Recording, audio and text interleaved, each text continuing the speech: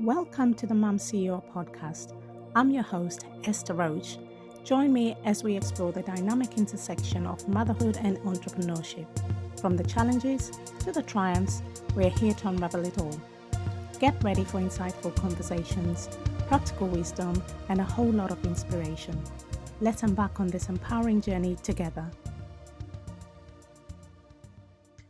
Hello, welcome to the Mum CEO podcast. I'm Esther Roach, your host, and today I'm joined by Sharon, who is an executive assistant services provider. Hello, Sharon, and welcome to the show. Hi, Esther. Thanks for having me. So for the benefit of our audience, could you please introduce yourself and what you do? Yeah, so my name is Sharon O'Sullivan Fung. I own my own startup solopreneur business called O'Sullivan Fung Premier Executive Assistants. I'm originally from Ireland, born and raised, lived there till I was 28. Now I live in Canada, Kingston, Ontario, in Canada, and I've lived in Canada, or actually North America. We traveled around a little bit for more than 15 years. And I live here in Kingston with my husband and my three children, 12, 11, and 8.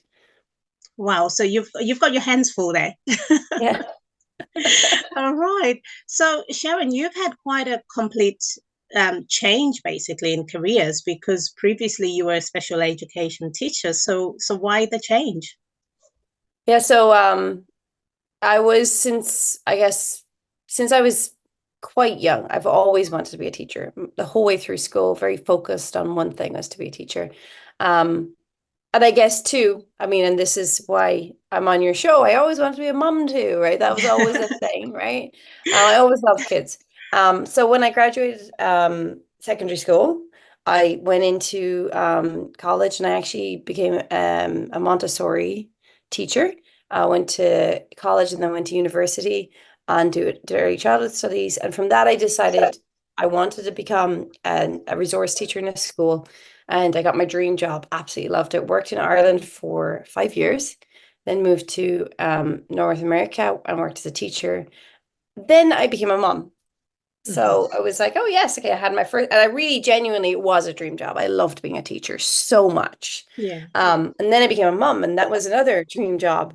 And when I became a mom, at the time we were actually living in Los Angeles, and my husband got a new position back in Canada. He's originally from Canada. So we moved back there. I moved back there with a 2-week-old with no intention of looking for a job or anything. I was just going to do the mom thing. And then I actually homeschooled my kids for 6 years. And then I went, but then funnily enough, in 2020, right when the pandemic hit, I actually put my children into school. And and for a year or so they were in school. Now my oldest child has special needs, and one of the reasons I actually held off on putting her into school was because I knew she had special needs, but she was also, it wasn't clear where the issues were, and she was very, very well behaved, and my concern was that she would fall through the cracks in public school. A lot of parents I spoke to with children who had academic struggles expressed concerns about their children, and I figured I've got this experience, so I'll do this at home. And but it became difficult because it's very hard to, when you have a child with special needs, you need to be a mom. Yeah. And it's very hard to draw the line between being the mom and being the teacher. And so at that point, I knew I needed to put her into school. She needed to be around her peers. It was really important for her. And we decided to put her into a private school to just make sure that she got the help that she needed. And so that then put me in a position where I felt like, well, I really just had to work, had to have a job in order to be able to afford the school. And so I started working in the school for a little bit as an educational assistant, and I really loved it. I love being back in there. I love the spec ed role I had again. And just made enough money that I was able to afford school. And that was great during the pandemic because we weren't needing to travel. We weren't able to travel for the most part. But towards the end, when everything started opening up again, my dad was diagnosed with Alzheimer's. And so I knew I needed to travel, and I knew I needed to be quite intentional about it. And because as it was, I wish I lived next door to my parents, but I live, thousands of miles away. Yeah. And I felt like if I go, my kids need to come with me because my parents need to see their grandkids, and they love each other. And I need to be able to go. I'm not going to go like for 2 weeks in the summer. Also, Yeah. going for 2 weeks in the summer is so expensive Yeah. compared to going off season. And that was another reason also we were homeschooling, was because it was like, well, we can travel whenever we want and we can travel when it's cheaper. So I had all of these things where it was like, okay, I need a job because my children need to go to this school. My family, my family of origin, I need to be able to see them. They live thousands of miles away. So I have to be able to travel there when I need to, not during the summer, not during the Christmas break. It has to be during school time. So I knew at that point I cannot work in a school, right? I can't disappear.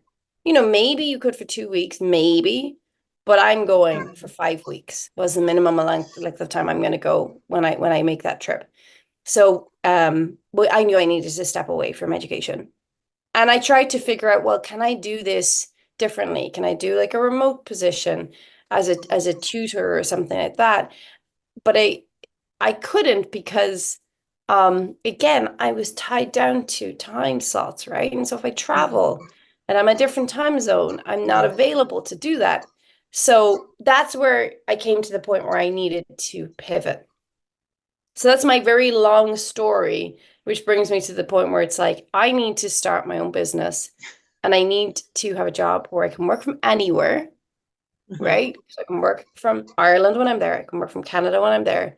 And I have control over my schedule.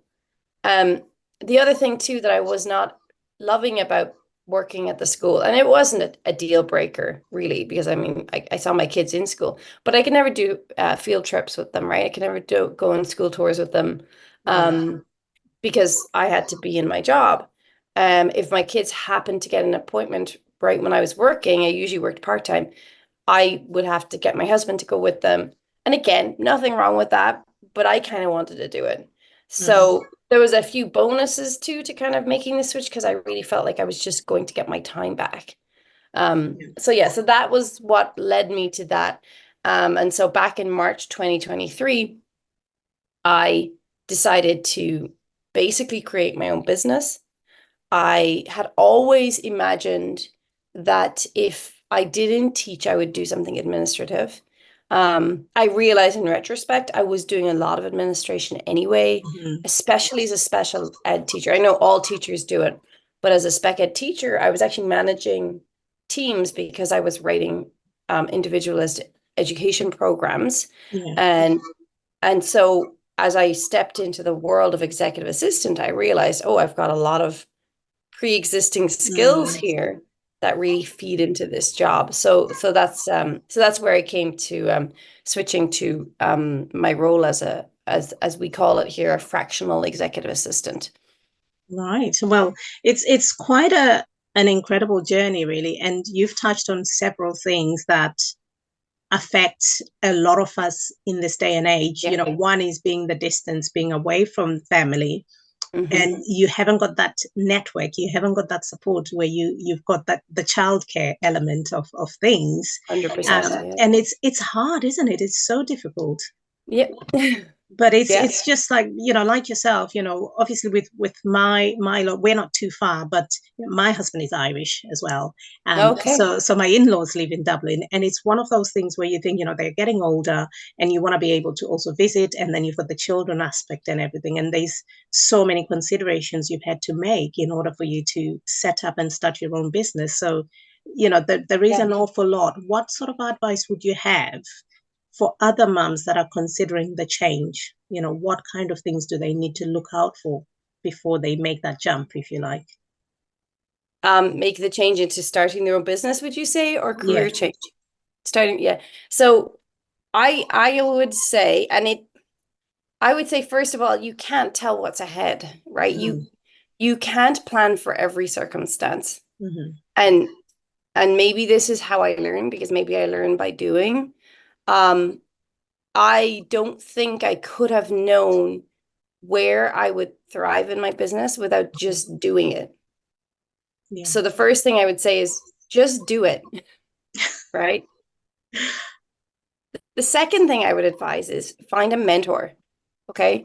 So if you want to work in a certain field, and so for me, I thought administration, and the first thing I knew of and everyone knows about is the virtual assistant, right? Yes. So I went online and, we all go, okay, I need to be trained. I need to be trained. And yes, training is helpful. But when I was looking for my training, that's where I found my mentor. And I found a woman who trains virtual assistants, and I joined her group. And we really just became friends. And she was somebody I could ask questions from. Never met her in person before. But that was really important, to find someone that I could learn from. And it's not necessarily someone you already know, right? We have this amazing online community of people, and you can really find people. And yes, you may end up doing a course with them or something. It might even be a business coach, but having that mentor that really fits is really important. The other piece that I did not understand and struggled with a lot was, you can start a business, you can throw it up there online, but why should anybody listen to you? Why should anybody hire you? Right? When you have absolutely no, especially like I was a teacher, I'm looking to become your assistant. Like I have no history. People are like, oh, can I see your portfolio? Oh, can I see your reference? Yes, I've got references. And actually people don't ask for references. People ask for portfolios. And I didn't have a portfolio. I could show you my teaching portfolio, right? I've spent 20 years there. So the other part was, how do I get known and trusted? And how do I get top of mind, right, for people? For me personally, what did it for me was finding a really good networking group. And I was completely unaware of the world of networking groups.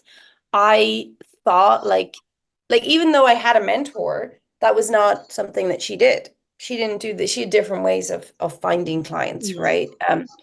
But I big time struggled with that. And what I basically found by accident was a world of online networking groups. That's what blew my business open, because I found a group where not only did I get mentoring, not only did I get networking opportunities, and not only did I get in front of a lot of businesses and building relationships with people, but it was a networking group that also trained and taught how to build your business. Yeah. Right. So I got even more mentorship from that. And that for me was key. Like it was a key part really of like moving my business forward. And another thing that worked for me, and it also my personality. So it really depends on your personality type and what you enjoy doing. One thing I hate doing is talking about my business. Like it's just, I just don't like doing it because I hate pitching. I hated pitching. I was like, oh, I got to pitch. And every time I would go into networking group, and you have to say what you do. And I learned from the networking group that I joined is you should come to a networking group or to a one-on-one, let's say, which is your goal when you're networking, is to get into a one-on-one.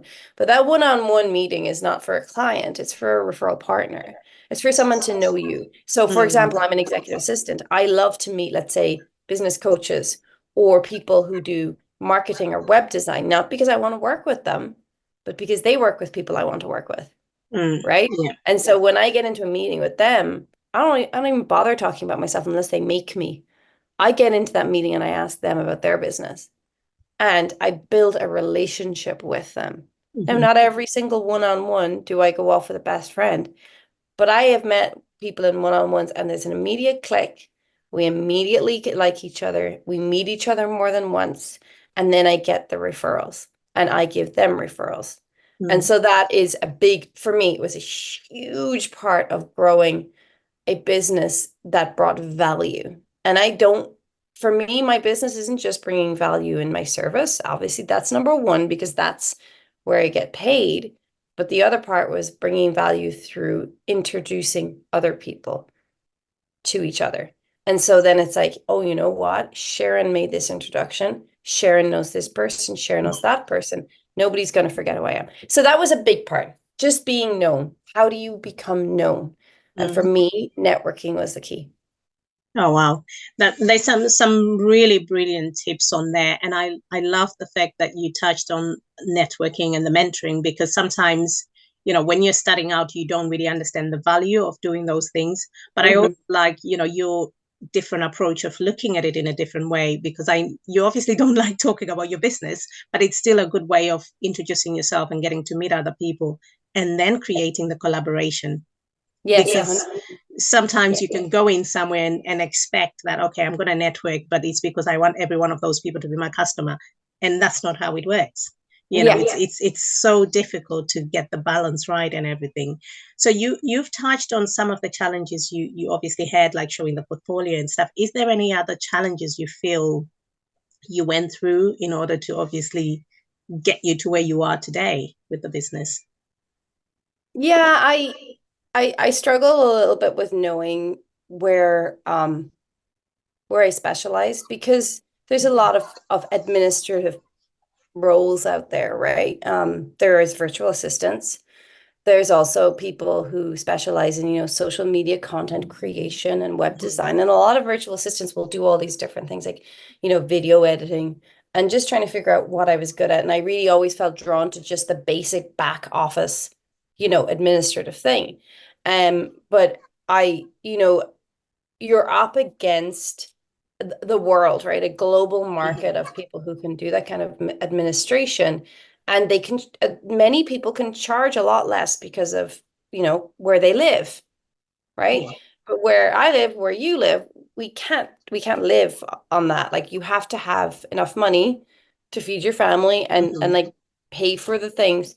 But also you need to charge a bit more because you're running a business. You've got overhead, right? You're not, you got all of this unpaid hours. So that was so you really need to like niche down and say, what am I bringing to the market that's special? So that was a struggle for me. In the end of the day, I realized that I did have a strength and a niche that I could share. For me, it's my ability to think outside the box. It's my ability to be self-motivated, driven. And when I work with my clients, I'm not doing tasks. I do tasks, absolutely. But everything I do is a mission, and I am helping my clients to reach their goal. So they're not necessarily, yes, they are giving me tasks, but often I'm writing to them like, hey, we need to do this. See that task you gave me? I'm going to do it different. I'm going to do it this way because it's going to be faster. It's going to be more efficient. Have you thought of setting up a workflow with this? Let's set up a new workflow for you. So it's much more like there's much more to it than simply giving me a list of tasks. And that one was, again, something that I found difficult figuring out. But I will be honest with you, again, it was my business community. It was also investing in my business. Like I spoke to somebody who was a LinkedIn expert and paid that person to help me with my LinkedIn, right? I work with a business coach who sits me down every other week and say, what are you doing this week? So again, you can go and start a business and you can be like, well, I just need to make money and I need to replace my other job. The truth is you have a business and you actually have to make a little more money than your regular, like, minimum wage per hour because you are running a business. And then you have to use that money, put it back into your business so that you can get the help, you can get the support. At this point, I'm hoping to like expand my team and get maybe a virtual assistant to help me so that I can level up. And in order to do that well, I'm talking to a fractional HR so that the person will teach me how to onboard properly, make sure that I am, because there's different kinds of employees. You can have an actual employee, you can have a contractor. And I don't know these things. And so don't do it alone.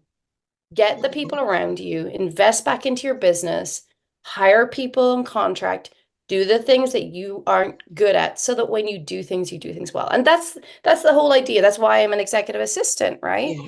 You're a podcaster. You are brilliant at what you do. You thrive, but maybe you're not very good at your administrative stuff. And that's where I'm like, hey, I'm here. Yeah. I'll do that piece for you so you can do the piece you're really good at, okay? Yeah.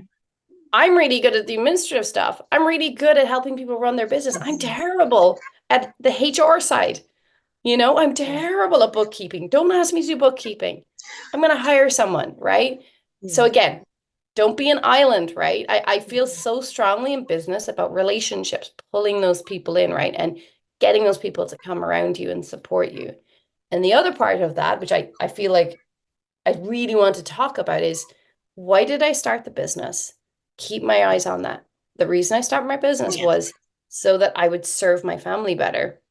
And so I don't want to get sucked into it and lost in the business and then not getting that value add of quality of life.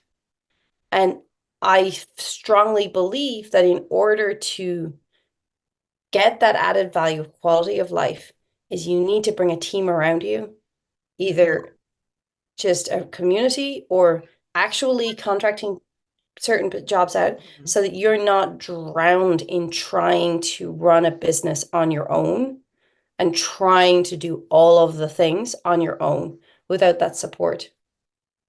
Yeah, and you bring me straight to what was going to be one of the things I wanted to pick, with regards to the whole change and everything that you've had to go through is you seem to have this sort of family-centered approach to everything you do. You've got your mindset is around what is best and what is working for your family. Could you tell us a little bit about that, and share with the audience sort of what strategies you've had to implement to make sure and why it's so important? For me, it's a work in progress. I will be honest. When you start a business, you can get really sucked into a vortex. When the business starts taking off, it can be very exciting. But for me, the reason I started the business, like I said, was to give myself freedom to be able to visit my family in Ireland when needed, and also to be able to put like the mum piece a little bit more to the front so that I can do the things with my kids that I need to. Like even for example, this summer, we had such a busy year. I didn't even get my kids signed up for camps. I don't know if it's the same in the UK, but there are a ton of camps here over the summer. You sign your kids up, they can go off for the week. It's great. And then you can get your work done. But this summer I did maybe there's like one camp my kids are going to. And so my kids are around this summer. And actually I was kind of okay with that because I'm kind of like, okay, I actually want to just my kids this summer, I just want to take pressure off. We did a lot of traveling. We went to Ireland to see my family. And so there was, we were in and out and like it just seemed like a really busy year. So I just wanted to give them a summer of just do what you want, right? Just chill out. So I have had to plan my days so that I am spending actual time with my kids. So how do I work my business so that I can do that? There's a lot of stuff I've been trying to do, and like I said, still working on it. Workflow is really, really important to me. I've had to schedule my day down to the second, especially in the summer. I actually use a ton of apps. I love Notion. Right now I'm trying out Motion. What I like about Motion is it actually just like takes your tasks and puts them into the day. And I've actually put into every day that I have a 2-hour block that I hang out with my kids, right? Every day that has to happen. And so it has to fit into my day. So what I find sometimes is some of my client work I'll end up doing after the kids are in bed. Okay. And then other than that, like it's quite easy actually to fit client work in. I have networking calls and training calls that I have to do. And so what I'm trying to do with those is keep them to a minimum over the summer. That's when I struggle a little bit with, so how much of this do I fit in? It needs to still happen as part of the business. And then again, that's why I'm at the point where I'm ready to like grow my team a little bit so that I can hand certain tasks off, and then I can work on the things like the networking, which is bringing more business into, bringing more business to my business, I guess. So I guess the tips I would have are get scheduling, right? Get those work blocks in. The other thing is figure out what works for you. Mm-hmm. Different people uh work really well. Some people like having a step-by-step, standard operational procedures to follow. I personally need a checklist every day.